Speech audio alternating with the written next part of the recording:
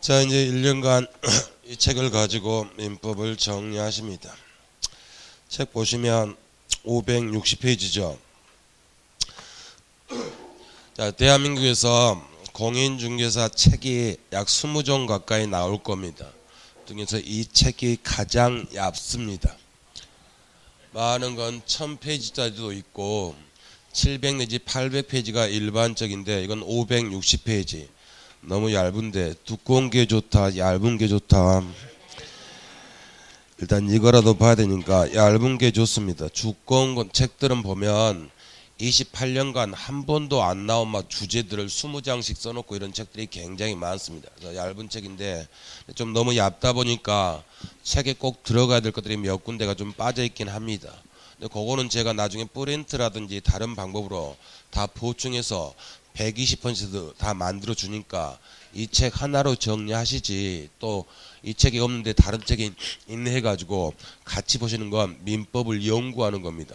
그럼 몇 년씩 연구하는 거니까 그럴 필요 없으니까 걱정 마시고 이 책 하나로 쭉 다 정리하십니다. 그 다음에 11월 달에 했던 말 중에서 그냥 한 번만 더 말씀드리면, 여러분들이 좀 1년 안에 합격을 하셔야 되니까 전략 전술적으로 접근하셔야 됩니다. 그래서 최소한 4월 달까지는 1차에 올인하십니다. 2차 과목은 듣고 그날 30분 정도 복습하시고 나머지는 1차 이렇게 공부하시고, 또 하나 촌놈 마라톤 하면 절대 안 됩니다. 1월달 시작하니까 이제 의욕이 넘쳐가지고 하루에 막 5시간씩 공부하고 또 주말에 10시간씩 공부하겠다. 2달 못 가고 퍼집니다. 그러면 합격 절대 못하니까 지금은 주말에 여러분 토요일 수업 있죠? 그러면 토요일까지 수업 들으시고 그때 좀 공부하시고 반나절 더, 일요일 날은 취미생활 하시고 좀 여유 갖고 이렇게 하다가 나중에 9월달 10월달 몰아쳐가지고 그렇게 시험장 가는 거니까 그렇게 하셔야지, 지금 또 너무 열심히 한다고 하시면 안 됩니다. 그리고 또 하나, 지금 이거 한 번 들으시면 다 안다 모른다 모르기 때문에 2달에 한 번씩 계속 반복하시는 겁니다. 그래서 몰라도 지금 모르겠지만 나중에 알게 되겠지, 긍정적인 마인드로 반복하시면 충분하니까 항상 지금 다 알겠다. 그래서 책을 보시다가 모르는 부분 있으면 나 오늘 이거 다 끝낼 거야 하면서 그 부분 막 집중적으로 2시간 3시간 파는데 절대 모릅니다. 자, 그럴 때는 쉬는 시간에 질문하시면 1분이면 끝납니다. 그렇게 해서 질문하시고, 그 다음에 질문은 여기 오로지 공인중개사 민법 수업에 맞게 그것만 질문하시지, 무슨 가정사라든지 뭐 권리 분석을 좀 해달라 뭐 이런 거는 절대 질문하시면 안 됩니다. 생각보다 많이 있습니다. 막 200페이지짜리 소송 서류 가져가서 분석 좀 해달라 막 이런 분이 있는데 그런 절대 질문 안 받으니까 수업에 관련된 질문 그것만 쭉 하십니다. 그 다음에 제가 이제 기타 공부 방법은 수업 시간에 말씀드리고, 그 다음에 이제 제가 이 책 가져오시라고 했죠. 이 책은 1, 2월 달에는 잘 안 볼 겁니다. 안 보고 이제 3, 4월 달부터 많이 볼 텐데, 어쨌든 오늘은 이 책 전체가 우리 시험 범위는 너무 많죠. 우리 실제 시험 범위를 알려드릴 테니까 체킹을 좀 하십니다. 그래서 2페이지 펴시면 법전 2페이지 펴시면 제1편에서 총칙 있죠. 자, 1편 총칙. 그 다음에 제1장이 뭐죠? 통칙이죠. 2장 있고, 그 다음에 2장 아래 뭐가 있죠? 제1절 있죠. 제가 이거 말씀드린 건 지금 이게 나온 게 아니고, 항상 이 법조문은 이렇게 편, 가장 큰 목차가 편 다음에 장, 그 다음에 절, 그 다음에 절 다음에 이제 관이 있는 것도 있는데 보통 이렇게 됩니다. 거기 1장, 2장 이것들은 다 우리 시험 범위가 아닙니다. 아니고 뒤로 쭉 넘기시면, 자, 15페이지 가시면 제5장 법률 행위라고 되어 있죠. 자, 법률 행위 그것만 시험 범위입니다. 5장만. 1장부터 7장까지 다 시험 범위 아니고 5장 법률 행위 그것만 시험 범위니까 거기만 체킹하시면 됩니다. 뒤로 넘기시면 20페이지에 6장이나 21페이지 7장 이런 것들은 시험 범위가 아니에요. 오로지 1편에서는 어디만 5장만 시험 범위고, 그 다음에 이제 뒤로 넘기시면 24페이지 제2편 있죠. 2편이 물권인데 2편은 기본적으로 모든 게 다 시험 범위입니다. 1장, 2장 다 이렇게 다 시험 범위인데 2편만 체킹하시면 돼요. 2편만 이렇게 하시다가 뒤로 넘기시면 41페이지. 41페이지 제8장 나왔죠? 그것만 2편에서 시험 범위가 아니에요. 8장만 지우시면 됩니다. 1장부터 9장까지 다 시험 범위인데 8장만 시험 범위가 아니고, 그 다음에 46페이지 가시면 제3편에서 채권 나왔죠? 채권이 너무너무 많습니다. 근데 그 1장 다 시험 범위 아니니까 신경 쓸 필요 없고, 뒤로 넘기시면 쭉 넘기시면 64페이지 64페이지 제2장 가시면 계약 나왔죠.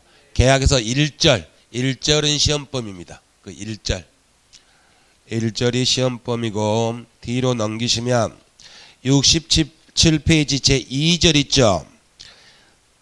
정했죠. 중요 시험범위다 아니다?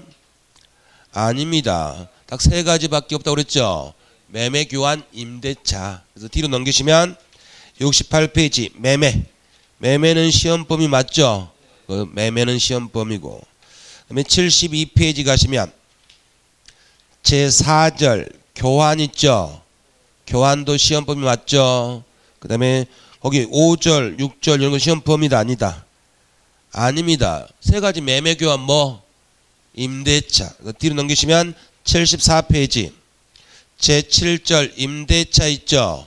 그 세 가지만 시험범위예요. 이래 되면 여러분 책에 민법이 766조가 있는데 실제 여러분 시험에 나오는 건 340개 조문밖에 안 됩니다. 지금 제가 방금 체킹해 드린 게 340개예요. 나중에 제가 또 필요 없다고 없애버리면 한 70개가 더 날아갑니다. 그러면 270개 조문이 이제 실제 시험에서 공부하는 겁니다. 이 법전을 제가 3년 전부터 본사에 계속 만들어야 된다 이렇게 떠들었는데 안 만들다가 올해 부랴부랴 만들었습니다. 그 이유는 뭐냐면 올해 조문 문제가 무려 11개가 나왔어요, 여러분. 작년에 11개 나왔습니다. 재작년에 8개. 보통 공인중개사 민법은 조문이 6개가 나오고 판례가 34개가 나오는 게 일반적이었는데 지금 재작년, 작년에 조문 비율이 높아졌습니다. 그럼 올해 시험에도 역시 올해처럼 11개는 안 나오겠지만 한 8개 이상은 나올 겁니다. 조문집을 얇으니까 여러분들이 점심 식사 같은 거 하실 때 오늘 제가 이제 103조부터 체킹해 드렸으니까 그 조문 몰라도 여러분 조문을 한 5개나 10개를 골라서 10번씩만 반복해서 읽으시면 지금은 효과가 나타나지 않겠지만 나중에 5, 6월 가면 점수 편차가 엄청 커집니다. 여러분들이 나중에 어려운 판례는 답을 맞추면서 그냥 교수가 쉽게 맞히라고 준 조문 문제를 오히려 틀려요. 조문만 완벽하게 잡아놓으면은 점수, 기본 점수 만드는 게 아주 중요하니까 조문을 그래서 계속 반복하시면서 자기 걸로 만드시면 됩니다. 지금 몰라도 상관없어요. 중간중간에 제가 이제 강의하면 알게 되니까 조문 혼자 따로따로 계속해서 반복하십니다. 그래서 이렇게 되시고 그 다음에가 이제 뒤쪽이 민법이 끝나면 92페이지 민법 끝났죠. 93페이지 약관법 있죠. 약관법은 시험 범위다 아니다? 시험 범위 아닙니다. 아닌데 세 가지 조문 정도가 볼 필요가 있어가지고 여기 넣어놓은 거고. 그다음에 약관법 넘어가시면 그건 엄청 많은데 조문 3개만 보면 돼요. 그 다음에 넘어가시면 이제 110이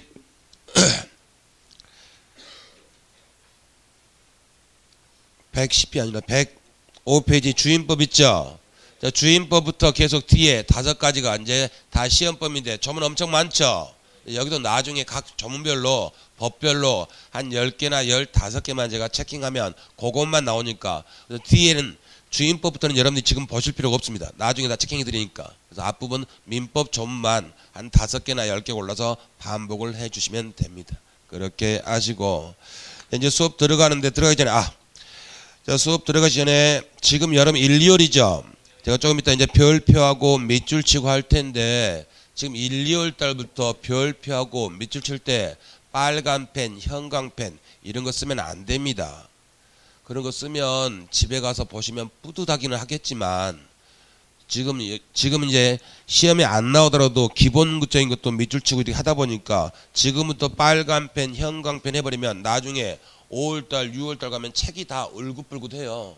그럼 다 중요한 걸로 공부해버리니까 안 됩니다. 그래서 1, 2, 3, 4월까지는 연필로 하시고 또 중간에 지워야 돼요. 이렇게 하시다가 올해 시험에 중요한 거, 올해 시험이 중요한 건 이제 5월달에 형광펜, 빨간펜 이렇게 하는 거니까 4월달까지는 그냥 연필로 계속 체킹을 하십니다. 중요한 거 안 한 거 그렇게 아시고, 기타 공부 방법은 이제 여러분들이 주무실 때 가끔씩 말씀드리고 바로 수업 들어가도록 하겠습니다. 자, 20페이지 가시면 서설 나와 있죠. 네, 앞으로 한 장 넘기시면 그 앞 페이지 파트 1. 파트 1 제목이 뭐죠? 법률행위. 아까 법전할 때 민법 1편 전체에서 어디만 시험법이다? 법률행위. 그래서 이것만 이제 공부를 하는 겁니다. 그래서 이제 다시 20페이지 넘기시면 서설 나왔는데, 서설이 1번 법률행위의 의. 너무 많이 줄여놔가지고 지금 의부터 나왔는데 의가 나온 이유부터 지금 잠깐 봐야 됩니다. 이거는 뭐 시험에 나오는 건 아닌데 전체 틀 잡기에서, 자, 우리가 남하고 법률 관계를 맺고 세상을 살아가는 건 뭘 목적으로 하는 거다? 권리 변동. 오늘 또 여러분 하셨다 안 하셨다? 권리 변동. 여기 버스 타고 오시면 버스에서 내 돈 주고 운송 서비스 받았죠? 편의점에서 음료수 하나 샀다. 그러면 음료수 살 때 내가 내 1,000원의 소유권을 편의점에 넘겼죠? 대신 편의점에 음료수 소유권을 내가 넘겨받았죠? 이렇게 다 뭐다? 권리의 변동입니다. 세상을 살아가는 것 자체가 다 권리의 변동이에요. 그럼 권리의 변동이라는 건 구체적으로 뭐가 있습니까? 세 가지가 있죠. 사람하고 똑같다. 사람은 엄마 뱃속에서 태어나죠. 뭐? 출생. 그다음에 성장하죠. 나중에 나이 먹으면 사망. 그럼 권리도 마찬가지예요. 권리는 생명체가 아니니까 출생 대신에 뭐? 발생. 권리는 커지기도 하고 작아지기도 하니까 뭐? 변경. 그 다음에 마지막에 뭐? 소멸. 간단합니다. 그래서 여기 명륜동 1-1번지 집을 10억에 팔았다. 매매했다입니다. 그럼 을은 매수인이고 갑은 매도인입니다. 매도인인데 만약에 매수인 을의 입장에서 돈 주고 10억 주고 사서 지 앞으로 등기했다. 그럼 이제 을한테 등기하면 법에 있어 을한테 소유권이라는 권리가 발생하죠. 근데 을이 남한테 가서 말할 때 나 소유권 발생했어 이런 말 쓴다 안 쓴다? 아주 나 소유권 뭐 했어? 취득했어. 그래서 발생은 다른 말로 뭐다? 취득. 이렇게 부르는 겁니다. 취득. 그다음에 그럼 매수인 입장 받고 매도인 입장에서 보면 권리가 원래는 갑의 집이었죠. 이제 남아있다 사라졌다. 그래서 갑이 나 권리 소멸했어 하겠죠. 근데 갑이 다른 사람한테 나 권리 소멸했어 이렇게 하면, 내 집 소멸했어 하면 다른 사람들이 니네 집 불탔냐 물어보겠죠. 그러니까 나 권리 넘겼다 뭐? 상실. 이렇게 부릅니다. 그래서 권리의 변동이 뭡니까 하면 권리의 발생, 변경, 소멸. 다른 말이 있다 없다? 있다. 취득, 변경, 상실. 근데 법학자들은 말 긴 걸 싫어한다고 그랬죠. 줄여달라고 그럽니다. 그럼 줄여주죠. 취득의 득, 상실의 실. 이건 하나 줄이기 좀 어감이 그러니까 안 줄이고. 그래서 득실, 변경. 그래서 권리의 변동은 결국 권리의 득실, 변경으로 나타납니다. 그럼 나중에 아시겠지만 권리라는 것 속에는 물권도 있고 채권도 있고 가족권도 있고 뭐 특별 권리도 있고 엄청나게 많은 권리가 있어요. 이런 모든 권리 변동은 다 항상 뭐? 권리의 득실 변경. 그러면 부동산 물권도 물권이 변동됩니다. 이 말씀은 물권이 득실 변경됩니다. 이렇게 쓰는 겁니다. 그럼 기본서 169페이지 가시면 169페이지를 가시면 제2관 나와 있죠. 기본서 169페이지. 거기 보시면 제2관 제목이 뭐죠? 법률행위에 의한 부동산 물권 뭐 변동 돼 있고, 그럼 법조문 보시면 186조 부동산에 관한 법률행위로 인한 물권의 네 글자 뭐 득실 변경. 득실 변경은 등기에만 효력이 생기죠. 그 득실 변경을 다른 말로 하면 변동, 변동을 다른 말로 하면 득실 변경. 그래서 항상 똑같은 개념이다. 이렇게 보시는 겁니다. 근데 이러한 권리 변동은 사람이 가만히 있으면 권리가 변동이 된다. 이거 안 맞구나. 그러면 매도인 입장에서는 소멸했고 매수 입장에서는 취득했고, 우리 입장 제3자 입장에서 보면 이제 주인이 갑에서 을로 뭐였다? 바뀌었다. 이게 뭐죠? 변경. 그래서 항상 누구 입장에서 보냐 이게 달라집니다. 근데 사람이 가만히 있으면 권리가 변동된다 안 된다? 안 되고 권리를 변동시키는 원인이 있습니다. 이게 권리 변동의 뭐? 원인. 법학에서는 권리 변동을 법률 효과 이렇게 불러요. 법률 효과. 그다음에 권리 변동의 원인을 법률 요건 이렇게 부르는데 뭐 몰라도 상관없는데 이 법률 요건. 여기는 딱 두 가지가 있다 이겁니다. 두 가지 뭐? 하나가 법률. 자, 12월 달에 했죠. 기억이 가물가물하다 이겁니다. 그다음에 또 하나가 뭐? 법률 규정. 그럼 두 개의 차이점은 법률 행위는 당사자의 뭐? 의사. 당사자의 의사대로 권리가 변동됩니다. 당사자가 원하는 대로. 근데 법률 규정은 말 그대로 법이 정한 대로 권리가 변동됩니다. 의사가 있다 하더라도 이건 의사를 무시합니다. 의사를 무시. 그럼 여기 보십니다. 여기서 을이 갑한테 10억을 줬던 이유는 10억을 준 대신 명륜동 1-1번지 집의 소유권 취득을 을이 원했기 때문에 소유권을 취득한 겁니다. 권리가 변동된 겁니다. 갑의 입장은 집을 넘겨줬죠. 넘겨주는 지가 집을 넘겨주는 대신 10억을 받기를 원했기 때문에. 그래서 갑과 을의 의사대로 권리가 변동됩니다. 그래서 이런 매매를 뭐라 부른다? 법률 행위를 부릅니다. 근데 법률 규정은 의사를 무시해요. 자 보십니다. 갑이라는 어르신이 있어요. 근데 이분한테는 자식이 갑다시라고 하는 외동 하나가 있습니다. 내가 사고뭉치 한량이에요. 그래서 아버지가 몇 번 사업자금 대줬는데 벌써 몇 번 말아먹었습니다. 그러면 아버지 생각에 또 내가 죽으면 또 자식한테 재산이 넘어가면 얘가 또 사업하다 망하면 얘 인생에도 별로 안 좋겠다 생각이 듭니다. 그래서 아버지가 생각합니다. 자식한테 재산을 주지 않겠다. 자, 제가 말씀드렸습니다. 아버지 의사는 자식한테 재산을 주겠다, 주지 않겠다. 주지 않겠다는 겁니다. 그럼 아버지가 유언을 남기시면 돼요. 안 주겠다고. 근데 유언을 남기지 못하시고 급작스럽게 사망을 하셨다.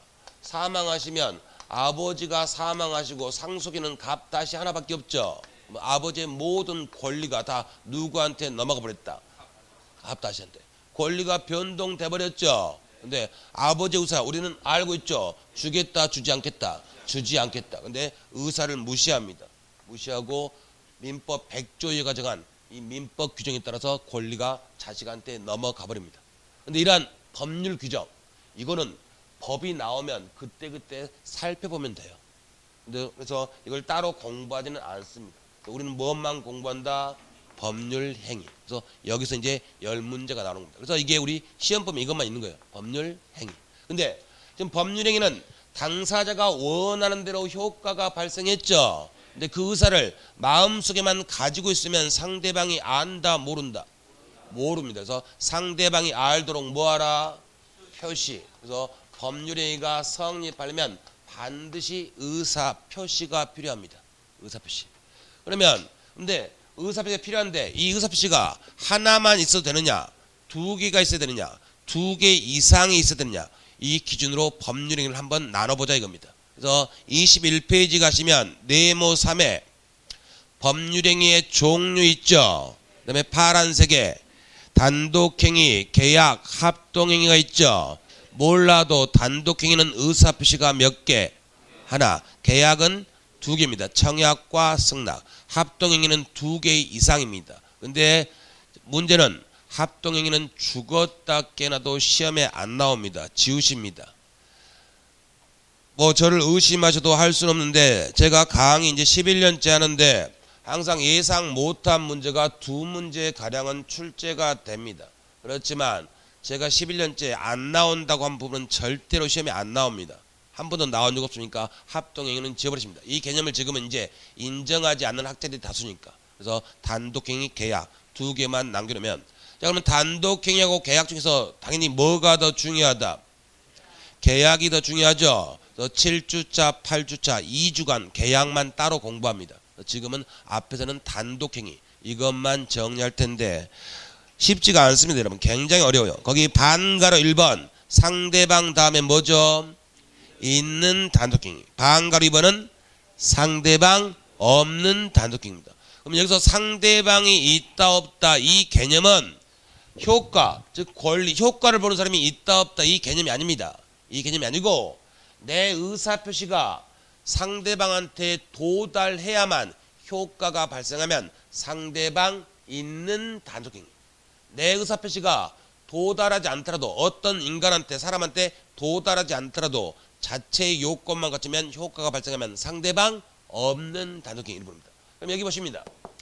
여기 갑이라는 어르신이 있고 지금 애동아들 갑다시가 있는데 그래도 결혼을 했어요. 얘가 결혼해서 며느리 을이 있습니다. 그리고 얘들 사이에 자식도 있습니다.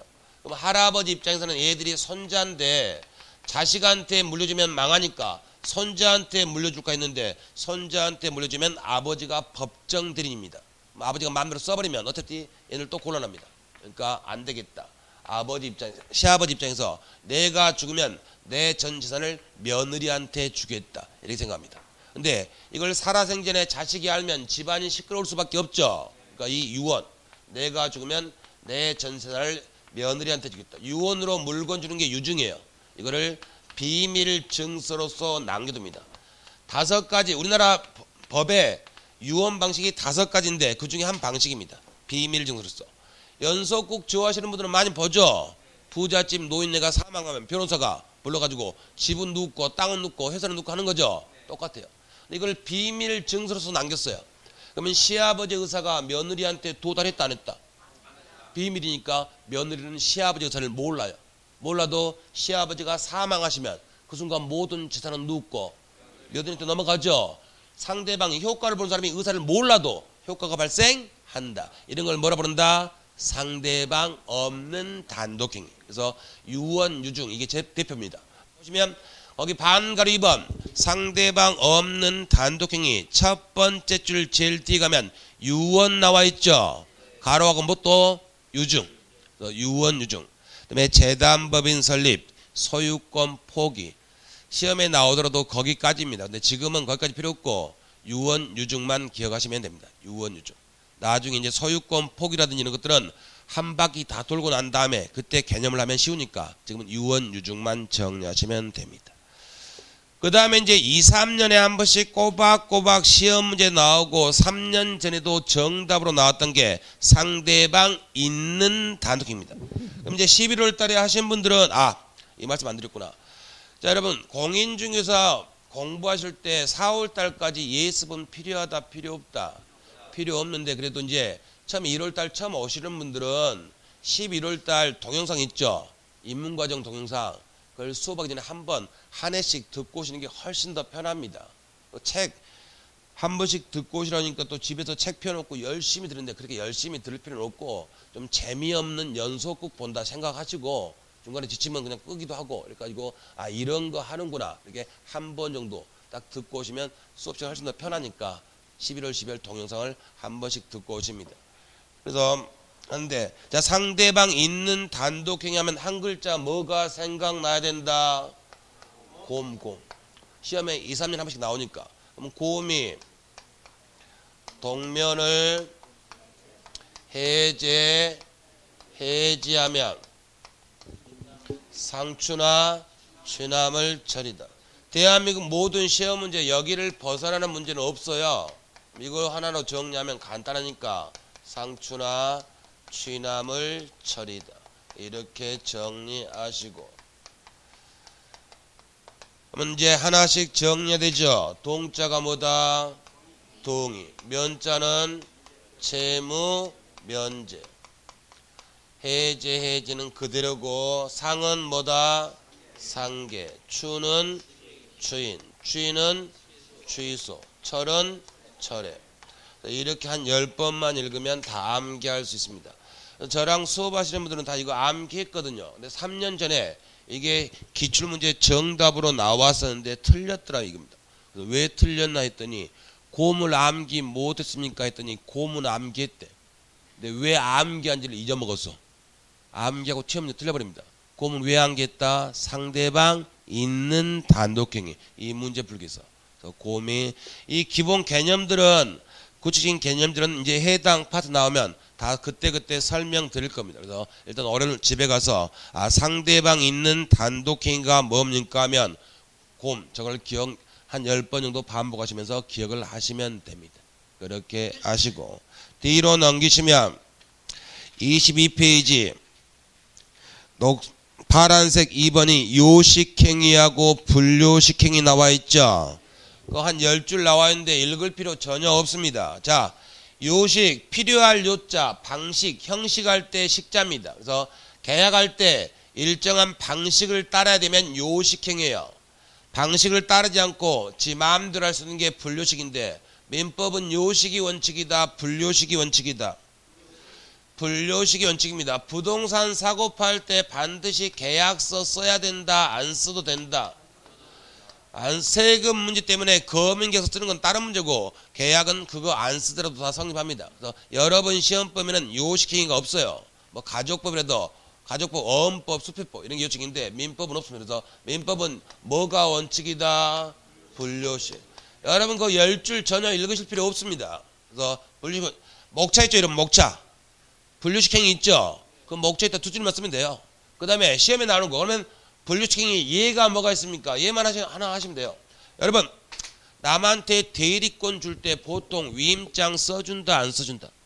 써줍니다. 그러면 대리권 줄 때는 반드시 위임장을 써줘야 된다, 안 써줘도 된다? 안 써도 됩니다. 위임장을 써주는 건 상대방이 위임장이 없으면 믿질 않으니까 증거로 쓰라고 보통 써주는 거지 위임장 안 쓰고 말로만으로도 대리권 줄 수 있다, 없다? 있답니다. 그래서 대리권 주는 건 요식이다, 불요식이다? 불요식입니다. 그럼 대리권 주는 걸 뭐라고 그러죠? 이건 한 거죠, 여러분. 기억이 안 날 뿐입니다. 대리권 수행이. 너무 길죠? 줄여주죠? 뭐? 수권행위. 그래서 여러분 공인중개사 시험에서 시험에 나온 건 이거 하나밖에 없어요. 15년간 2번. 대리권 수행위가 요식입니까? 불요식입니까? 물어보면 불요식이다. 위임장 안 써줘도 된다. 그래서 거기 목차에다가 목차 그랬다가 이 2개만 쓰면 아래 10줄은 전혀 의미가 없어요. 이렇게 정리하시면 됩니다. 그 다음에 3번 채권행위, 물권행위, 준물권행위 중요합니다. 근데 이거는 3주차 아니면 4주차 이때 돌아와서 다시 볼 거니까 별표만 하나 하시고 넘어가시고 오른쪽에 4번 출연행위, 비출연행위 이건 11년 전에 그 개념을 한번 물어본 적이 있는데 다시는 나오지 않을 거고 중요한 건 다만 그 아래 양가로 1번 유상행위, 무상행위 있죠. 이건 10년간 4번이죠. 자, 서로 대가를 주고받으면 뭐? 유상. 공짜가 뭐? 무상. 그럼 그 마지막 줄에 가로 안에 2개 있죠. 그게 10년간 4번이죠. 증여하고 뭐? 사용대차. 유상이다, 무상이다? 무상. 그 개념은 5주차에 다시 설명드리니까 증여, 사용대차. 그게 무상이다. 그것만 기억하시면 됩니다. 증여, 사용대차, 무상.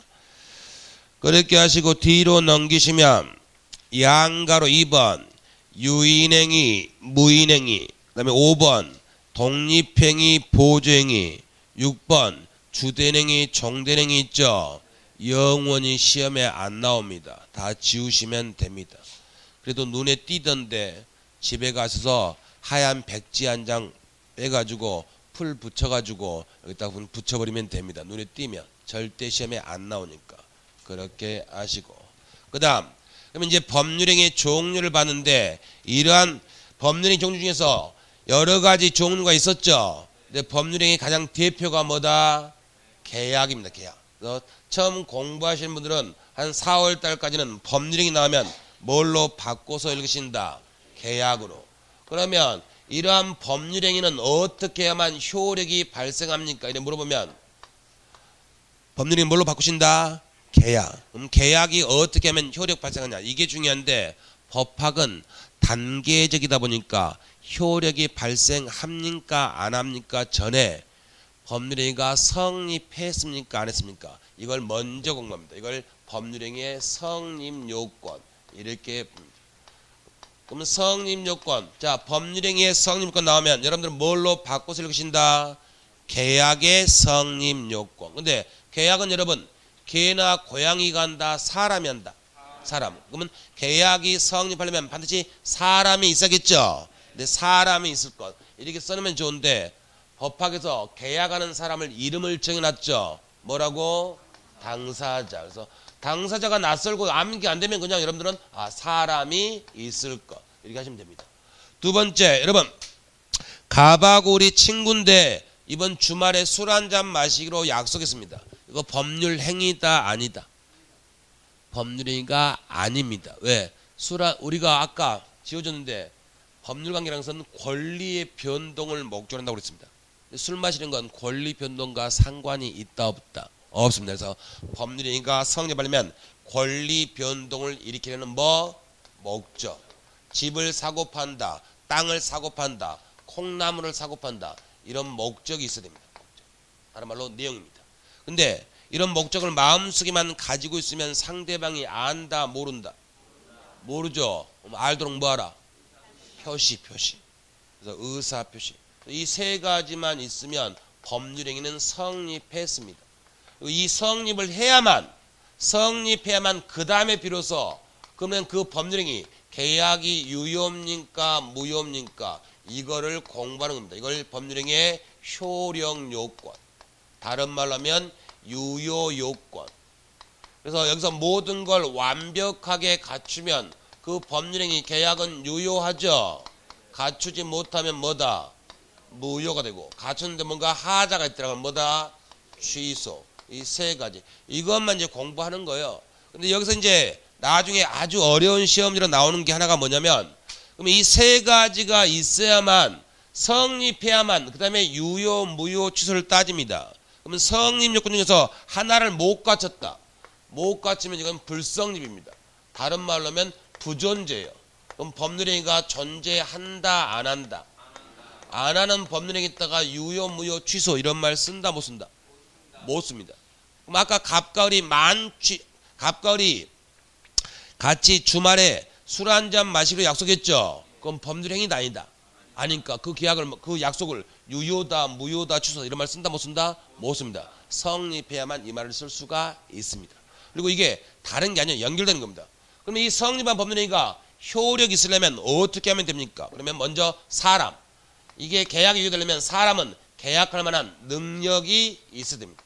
능력이 있을 것.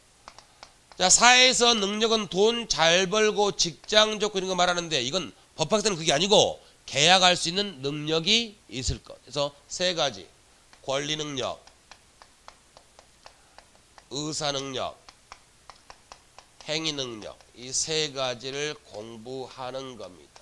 그 다음에 두 번째, 목적. 목적이 유효가 되려면 목적은 확정되고 가능하고 적법하고 사회적으로 타당성이 있어야 됩니다. 그 다음에 세 번째, 의사표시. 의사표시가 유효되려면 의사와 표시가 일치하고 여기에 아무런 하자가 없을 것. 이래야만 계약은 완벽히 유효됩니다. 이 중에 하나라도 못 갖추면 그 계약은 무효가 되든지 아니면 취소가 되든지 둘 중에 하나가 되는 겁니다. 그럼 20페이지 가시면 20페이지 네모 위에 법률행위의 요건 있고 파란색 1번 성립요건 나와 있죠.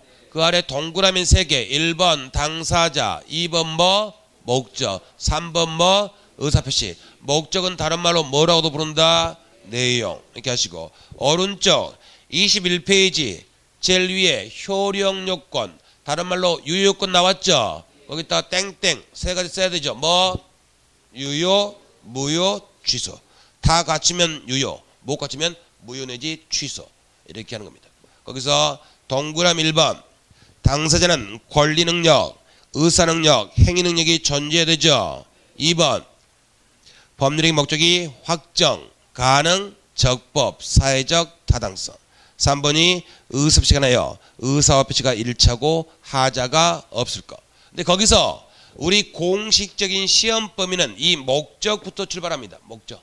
근데 우리가 다른 문제를 풀기 위해서 이 기본 개념 정도는 정리해야 됩니다. 책에 빠졌는데 여러분 시험 범위가 아니라서 빠졌는데 그래도 정리 좀 해야 됩니다. 그럼 여기 세 가지 일단 기본 개념 좀 보시면 권리 능력은 어려운 거 아닙니다, 여러분. 뭔가의 주인이 될 수 있는 능력. 이게 권리 능력인데 여러분과 저처럼 자연인, 우리는 태어난 순간부터 죽는 순간까지 뭔가의 주인이 될 수 있다 없다. 자, 어제 꼬맹이가 태어났어요. 어제. 근데 할아버지가 3대 독자 너무 키우니까 어제 태어난 꼬맹이 오늘 출생신고 하자마자 걔한테 집을 한 채 증여했다. 그럼 그 꼬맹이는 집주인 될 수 있다 없다. 있습니다. 그래서 사람은 다 권익력이 있어요. 근데 이제 이건 법인에서 문제됩니다. 법인. 그래서 법인에서 문제되는데 우리 시험과는 상관없으니까 빼버리면 됩니다. 그럼 이제 의사능력과 행위능력인데 의사능력이 뭡니까? 이건 내 행위가 법적으로 어떤 의미가 있는가를 판단할 수 있는 판단 능력입니다. 이런 판단 능력이 없는 애들을 뭐라 부른다? 의사 무능력자. 그럼 여러분 방금 그 꼬맹이 집주인 된 꼬맹이가 이제 3살이 됐어요. 근데 3살짜리 꼬맹이는 집을 사고 판다는 게 어떤 의미가 있는가를 안다 모른다. 그럼 걔가 집 팔아도 계약 유효 무효?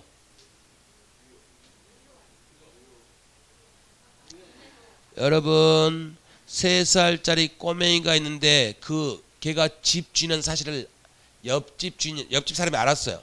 옆집 사람이 아이스크림 하나 가져가지고 야 내가 이거 줄 테니까 너 집 나한테 줄래? 꼬맹이는 눈에 뭐만 띈다? 아이스크림. 거기에 끄떡했죠. 그럼 승낙한 거예요. 그럼 계약 성립했다 안 했다? 했죠. 꼬맹이도 사람이니까 집하고 아이스크림 바꾸는 거죠. 이거 무슨 계약? 교환 계약. 집하고 아이스크림 교환. 그 다음에 거기 끄떡했죠. 의사표시. 그럼 계약 성립했다니까요. 근데 그 꼬맹이는 집을 사고 판다는 게 어떤 의미가 있는 걸 안다 모른다?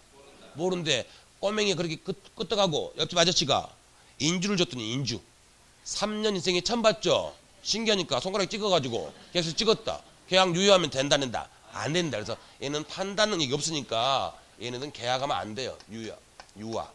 그 다음에 여러분과 현재 우리는 판단 능력이 있다 없다? 지금 있죠.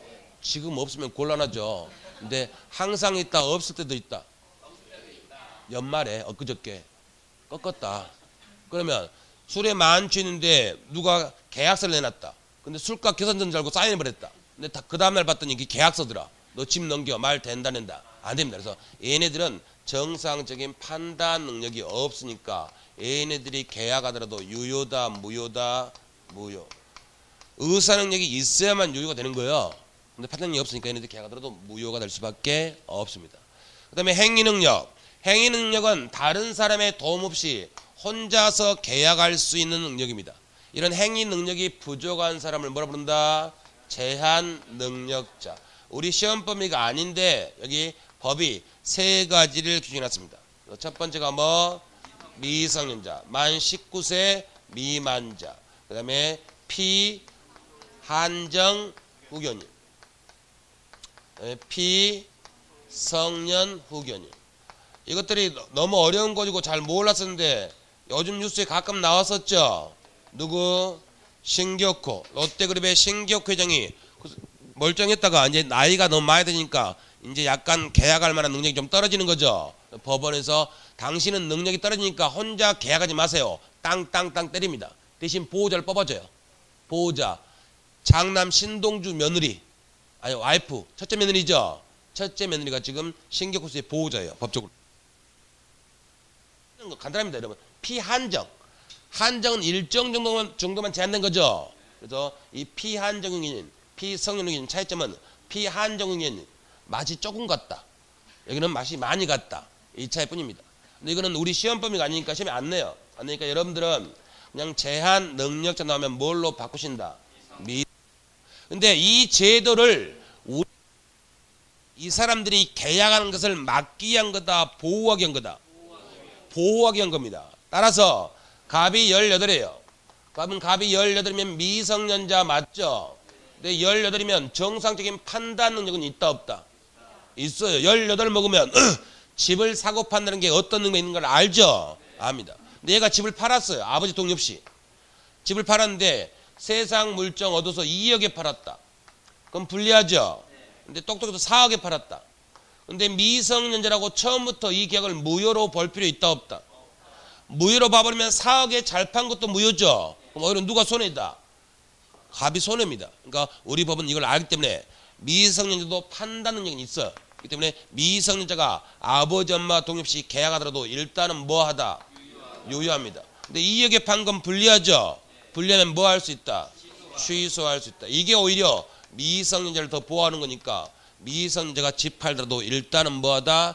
유효인데 불리하면 취소할 수 있다. 그래서 이 정도는 알아두시면 책도 쉽게 읽을 수 있으니까 이 정도만 정리하시면 됩니다. 이게 이제 능력이 있을 것. 이렇게 해서 거기까지 봤고 뒤로 넘기시면 27페이지 27페이지 공이 목차가 뭐죠 여러분? 여러분 이거 어려운 거 아니에요? 칠판에 있는 거 법률행위의 뭐? 목적. 그럼 이게 유효되려면 칠판에 있죠? 확정, 가능, 적법, 사회적, 타당성. 그럼 거기 네모일 목차 뒤에 두 글자 뭐? 확정. 2번에 뒤에 두 글자 뭐? 가능. 이렇게 뒤로 넘기시면 적법, 사회적, 타당성 이렇게 연결돼요. 그러니까 책을 이렇게 앞뒤 연결을 시켜서 틀을 잡아놓는 게 나중에 엄청 편합니다. 처음에는 좀 고생스럽더라도. 그래서 이게 이제 공식적인 시험법이니까 이거부터 공부하는구나 이겁니다. 그럼 여러분 이 요건을 갖추면 자 여러분 이거 보십니다. 이 요건을 다 갖추면 계약은 뭐가 된다? 유효. 갖추지 못하면 무효 내지 뭐? 취소. 그래서 그럼 이 말을 쉽게 하면 법률행위가 유효되려면 즉 계약이 유효되려면 계약의 목적 내용이 뭐가 돼 있어야 된다? 확정. 그럼 확정이 안 돼 있으면 유효 무효? 무효. 확정돼 있으면 유효. 이렇게 연결되는 거예요. 근데 이제 시험에 나오는 건 영혼이 하나밖에 없어요. 그러면 갑이라고 하는 사람이 을한테 땅을 사고 팝니다. 둘이 토지를 매매합니다. 그래서 매매하면서 계약서를 썼는데 계약서를 봤더니 갑이 엄청난 땅 부자인데 갑이 서울, 부산, 대구, 대전, 원주 이렇게 전국에 땅이 엄청 많이 가지고 있는데 계약서에 뭐라고 썼냐면 갑의 토지 중 하나 이렇게 써져 있어요. 3월 1일 날 계약했습니다. 3월 1일 날 계약하고 매매하고 3월 31일 날 땅하고 돈하고 바꾸려 했는데 토지 중 하나. 근데 또 하나 매매 대금도 결정이 안 됐어요. 이렇게 되면 여러분 3월 31일 날 갑이 을한테 땅을 안 준다고 을이 법원 가서 판사님 도와주세요. 소송하는 게 된다 안 된다? 판사가 무슨 신도 아니고 무슨 땅인지 알아야 도와줍니다. 도와줄 수가 없어요. 그 다음에 갑돌한테 돈 달라고 청구하는 게 됩니까 안 됩니까? 얼마인지 몰라요. 그래서 이렇게 안 된다는 이게 계약 내용이 확정이 돼 있다 안 돼 있다? 안 돼 있으니까 그게 무효니까 안 된다 이 말입니다. 다만 이 계약서를 잘 살펴봤더니 한 줄이 더 있어요. 뭐라고? 3월 20일 날 부동산 전문가 병이 결정한 토지를 병이 결정한 액수에 사고 판다. 이렇게 한 줄이 더 있어요. 3월 20일 날 병이 원주 땅이 맞겠다. 액수는 5억이 맞겠다. 이렇게 정해 줬다면 근데 31일 날 갑일한테 땅 안 주면 어른 법원 가서 판사님 제가 원주 땅 안 줍니다. 도와주세요. 소송할 수 있다. 갑도 을이 5억 안 줍니다. 도와주세요. 소송할 수 있답니다. 이것만 시험 문제예요. 이 케이스로 안 나와요. 케이스로 안 나오고 딱 이 개념 하시면 됩니다. 그러면 계약을 언제 했죠? 3월 1일. 그러면 3월 1일 날은 원주 땅 5억 정해졌다 안 정해졌다? 안 정해졌죠. 근데 정할 수 있는 기준은 있었다 없었다? 있었습니다. 그러면 계약이 유효가 되기 위해서는 계약 당시에 계약 내용이 모두 다 확정되어 있어야 된다. O다 X다. X. 확정할 수 있는 기준만 갖추고 있으면 유효하다.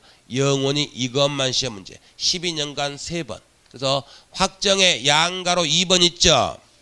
확정의 양가로 2번 가시면 두 번째 줄 한가운데 판례도 있죠. 판례 보시면 판례도 그 판례만 나와요 시험에.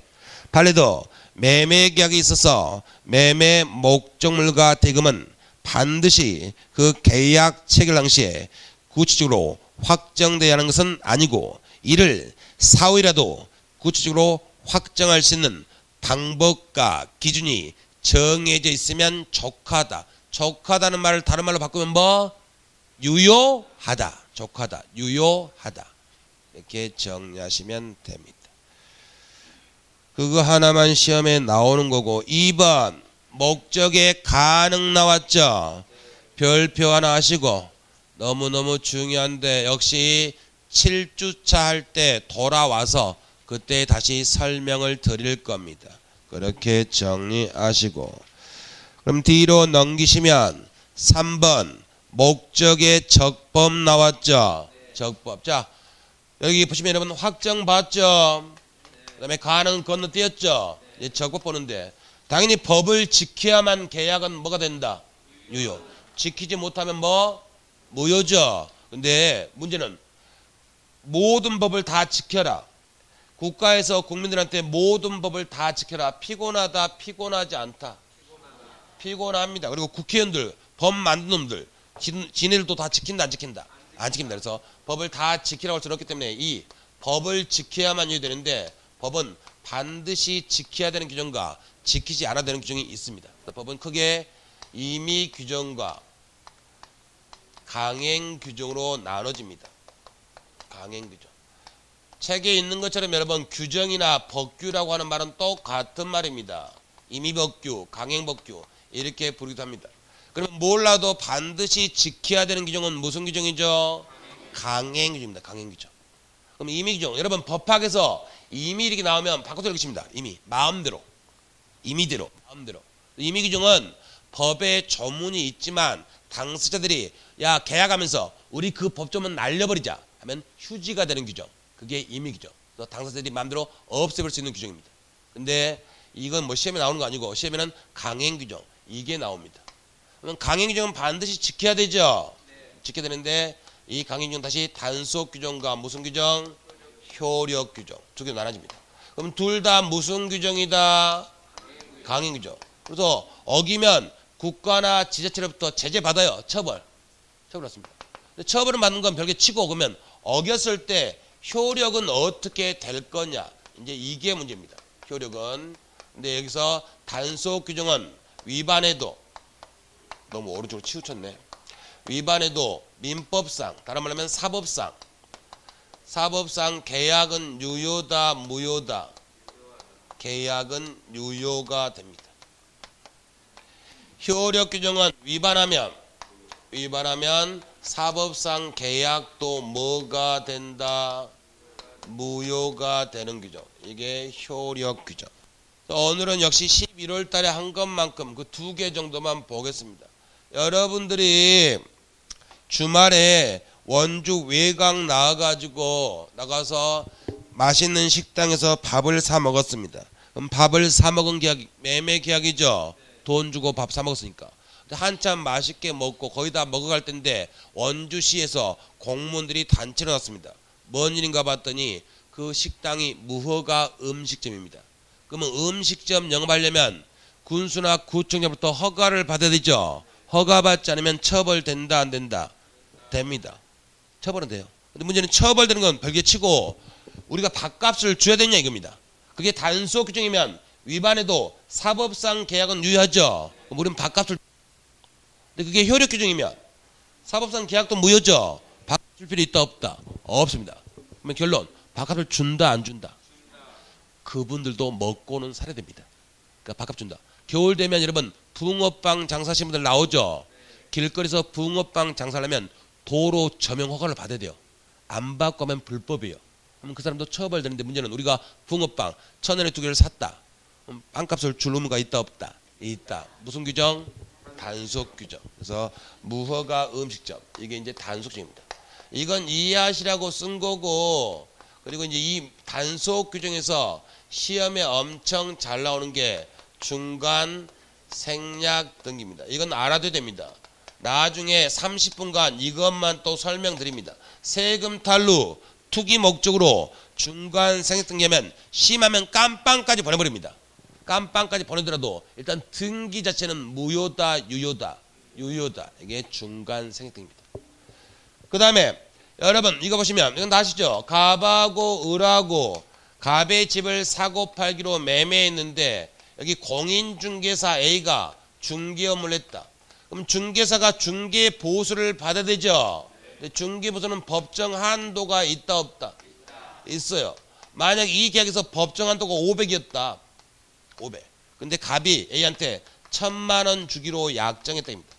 그러면 중개사법에 공인중개사법에 법정 한도를 초과하는 중개보수는 받지 말라, 계약하지 말라, 금지되어 있습니다. 그걸 넘었죠. 그럼 이 사람은 영업정지라든지 벌금이라든지 처벌 받아요. 근데 문제는 이게 단속 규정이면 우리는 1000만 원을 뭐 해야 되죠? 줘야 돼요. 유니까. 효력 규정이면 줄 필요가 없습니다. 대법원까지 올라갔어요. 우리 대법관들 이걸 단속 규정으로 봐버리면 걸리지만 않으면 계속 법을 어기겠죠. 그러면 일반 국민들한테 피해 간다고 해서 우리 판례가 이건 무슨 규정이다? 효력 규정. 그럼 이 1000만 원 약정 무효입니다. 그래서 1000만 원 줄 필요 없죠. 근데 문제는 한 푼도 안 준다. 500원 줘야 된다. 중개는 했었죠. 그래서 이건 줘야 됩니다. 그래서 전부가 무효다. 한도를 초과한 부분만. 한도를 초과한 부분. 집이 잘 안 팔려요. 그럼 중개사한테 집 내놓을 때 수수료, 중개보수 있죠. 500이다 그러면 한 5천 부르죠. 5천. 내 집 팔아주면 5천 줄게. 그러면 길을 쓰고 그 집을 팔아주죠. 나중에 돈 붙일 때 얼마만 붙인다. 500.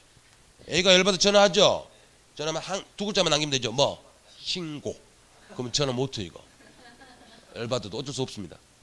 이걸 이제 설명하는 게 그게 무슨 규정이니까?